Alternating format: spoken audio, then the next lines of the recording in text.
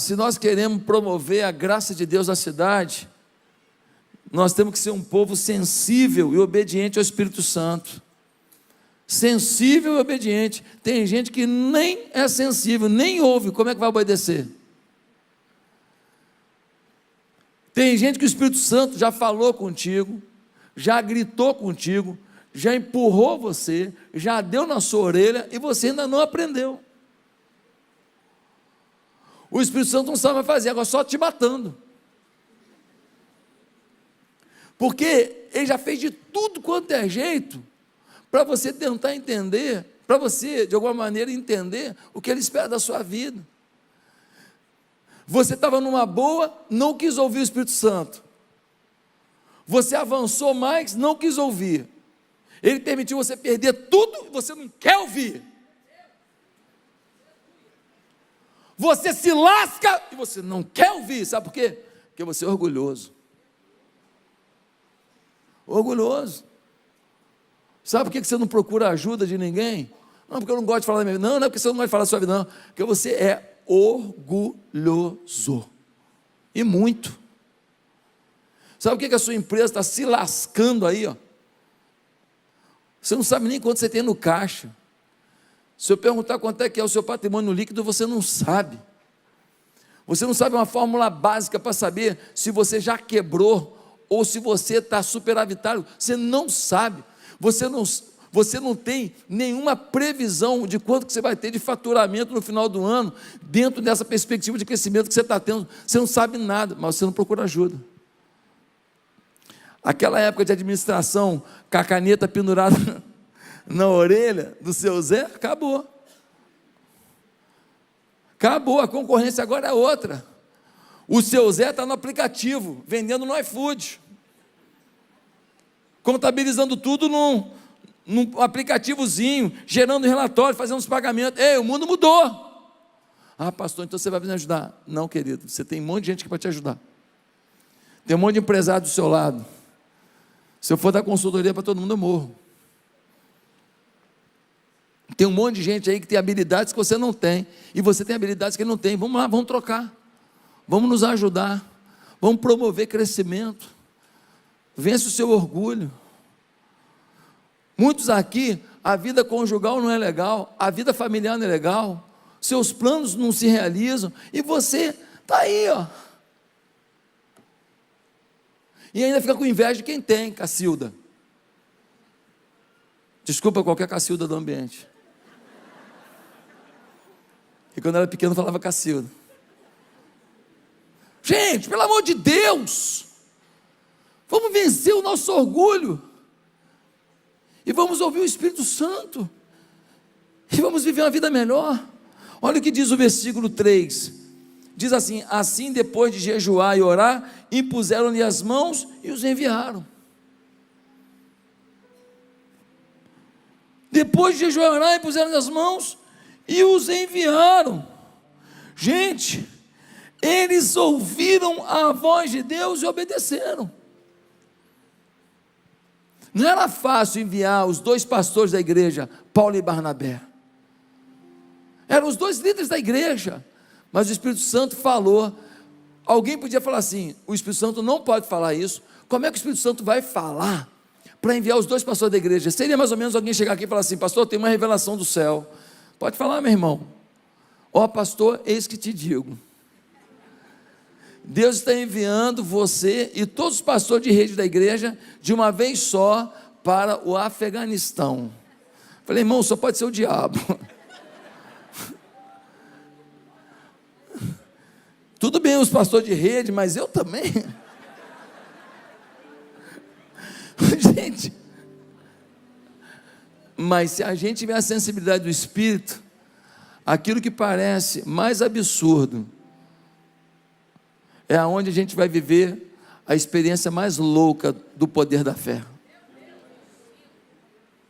Se o Espírito está mandando, a gente manda todo mundo, alguém assume o trabalho, a igreja continua fluindo, e a gente, em 2 anos, tem uma igreja com 200 mil membros no Afeganistão, e o Espírito Santo toma o país inteiro. Se for de Deus, é de Deus. Por quê? Tem muita coisa louca que o Espírito Santo já te pediu que você não viveu. Sabe por quê? Porque você não está nem ouvindo. Você perdeu a sensibilidade. Pastor, eu quero ter sensibilidade.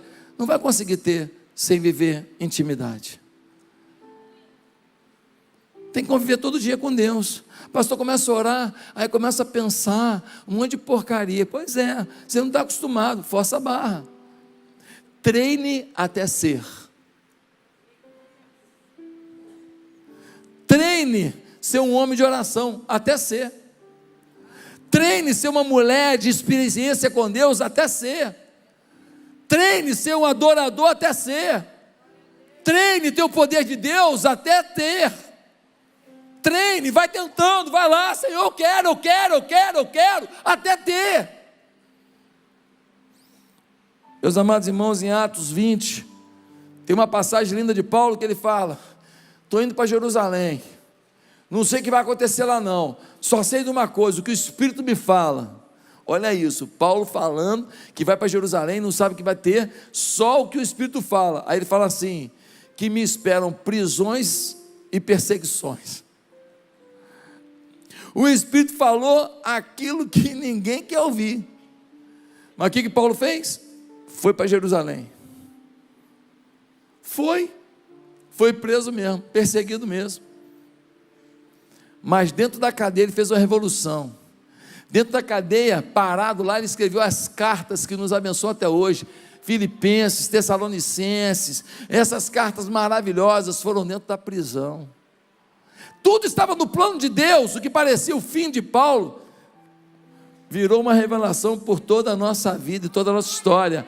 Aonde parece que é o fim, na verdade é o recomeço.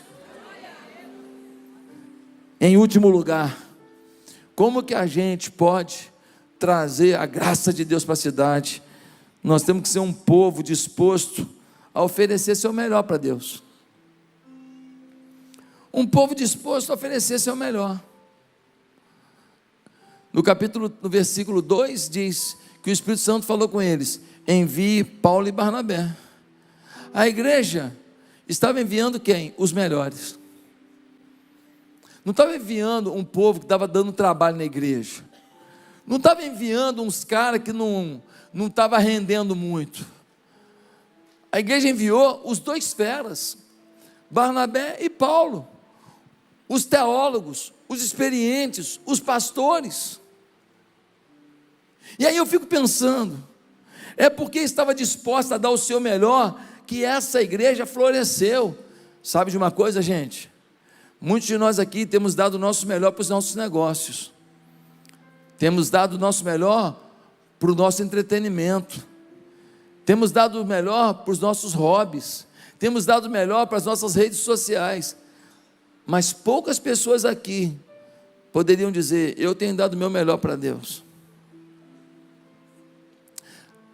Lucas 15 fala de uma mulher, uma viúva, e diz a Bíblia que ela pegou 2 moedinhas e jogou no gasofilácio lá, ó, a ofertinha dela lá.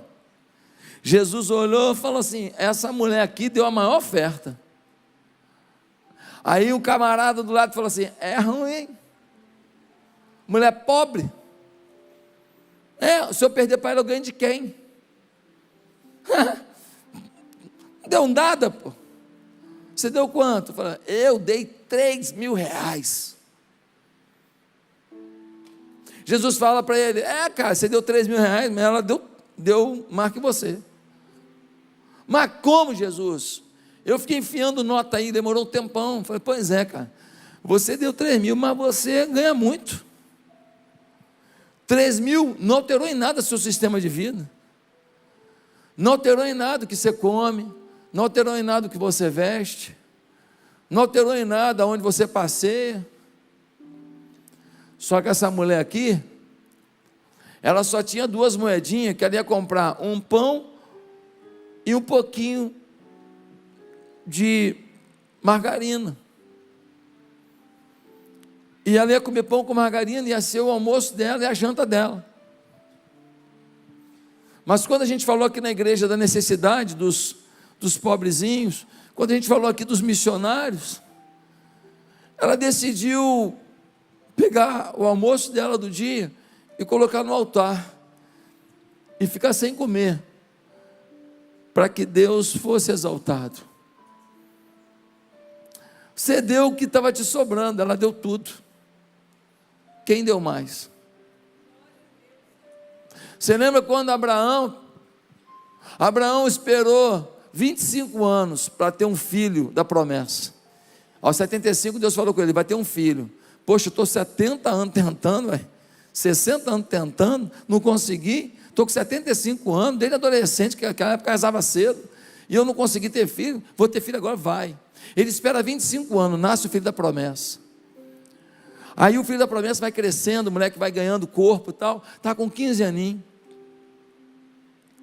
É o xodó do Abraão. Ele olha para aquele moleque, ele chora de alegria, ele se emociona. É uma alegria abundante ver aquele moleque. Aí Deus vira para ele e fala assim: Abraão, eu quero te pedir para fazer um holocausto. Claro, Senhor. Vou pegar o melhor cordeiro, vou imolar o cordeiro, vou botar no altar e sacrificar o Senhor. Aí o Senhor fala para ele: pois é, o cordeiro vai ser diferente. Como assim, Senhor? Eu quero que você sacrifique o teu filho. Abraão fala: sério? Sério. Isaac, pega a lenha, chama os homens aí, para ajudar a gente a levar as coisas até a subida do Monte Moriá. Nós temos um holocausto para fazer, um sacrifício para fazer. Tá bom, pai. O moleque pega as madeiras, o Abraão pega o facão, eles vão com os servos, depois eles deixam os servos, e vai só pai e filho. O garoto esperto vira e fala: pai, estou vendo a lenha, estou vendo o facão, mas onde está o cordeiro? Eu consigo imaginar a lágrima do Abraão correndo na face.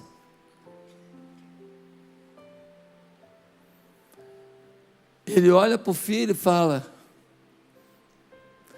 filho, Deus proverá. Vem comigo, filho.